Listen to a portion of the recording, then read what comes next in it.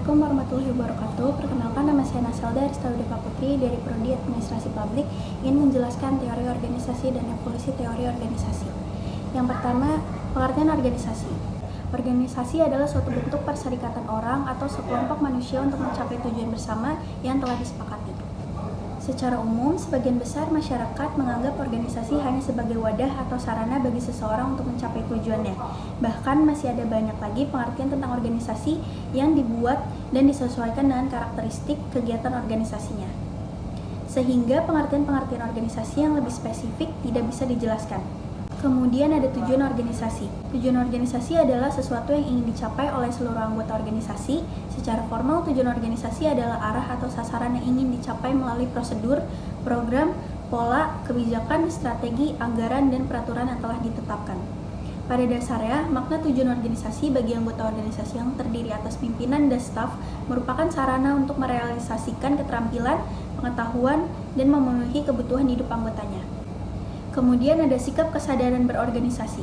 Kesadaran berorganisasi adalah sebuah sikap dari seluruh anggota organisasi untuk menggunakan nilai organisasi sebagai pedoman berpikir dan berperilaku serta mematuhi norma organisasi dalam melaksanakan tugas dan pekerjaan. Konsekuensi seseorang menjadi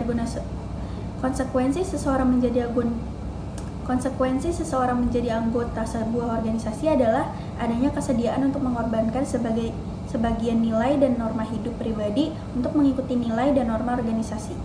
Contoh sikap kesadaran berorganisasi ada 4, yaitu patuh kepada peraturan organisasi, mengorbankan pikiran dan tenaga fisiknya. Yang ketiga ada memperoleh manfaat dari organisasi.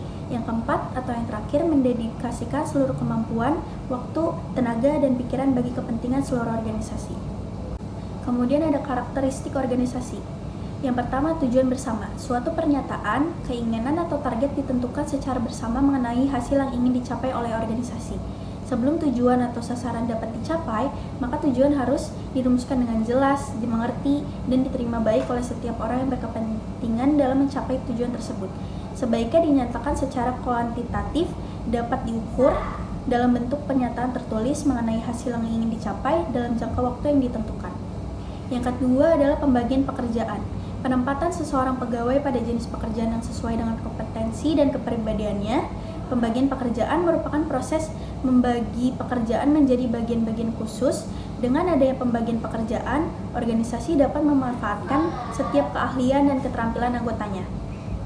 Lagi pula dengan pembagian pekerjaan, setiap pegawai dapat menjadi sangat ahli dan terampil dalam mengerjakan tugas khusus secara berulang-ulang.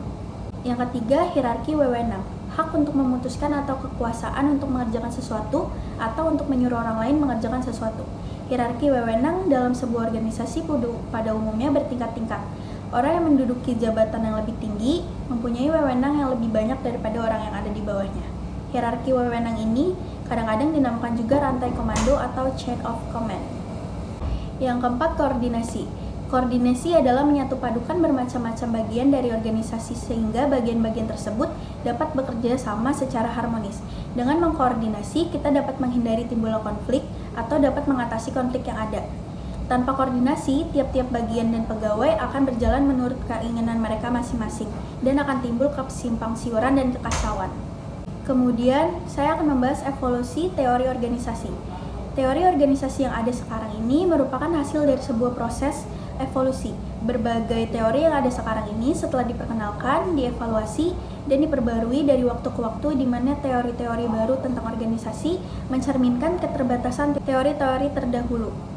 Para ilmuwan dari berbagai latar belakang pemikiran dan perspektif telah mengkaji dan menganalisis perkembangan organisasi-organisasi dari waktu ke waktu secara berkesinambungan.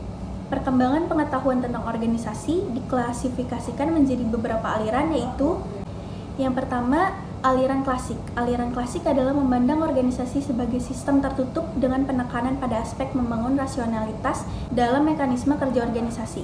Tujuan utamanya adalah menyusun organisasi yang paling efisien dengan cara membangun organisasi di atas 4 pilar utama, yaitu yang pertama, pembagian kerja atau division of labor. Yang kedua, proses fungsional dan pengembangan vertikal, scalar and functional process.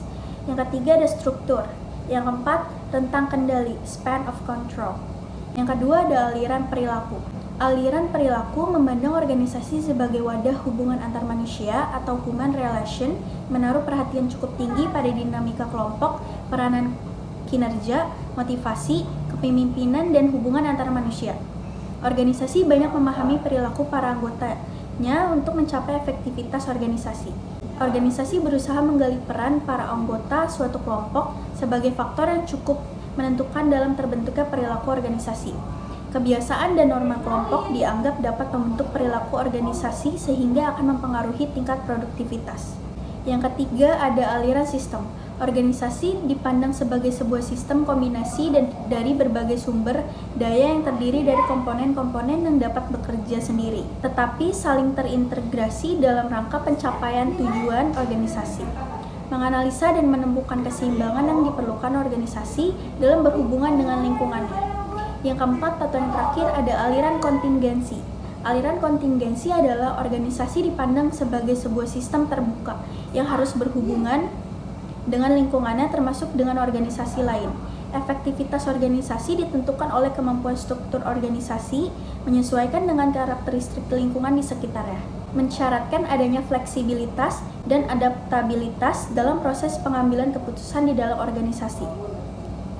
Secara garis besar, evolusi teori organisasi diklasifikasikan menjadi dua fase teori organisasi, yaitu fase teori tradisional dan modern. Terima kasih. Wassalamualaikum warahmatullahi wabarakatuh.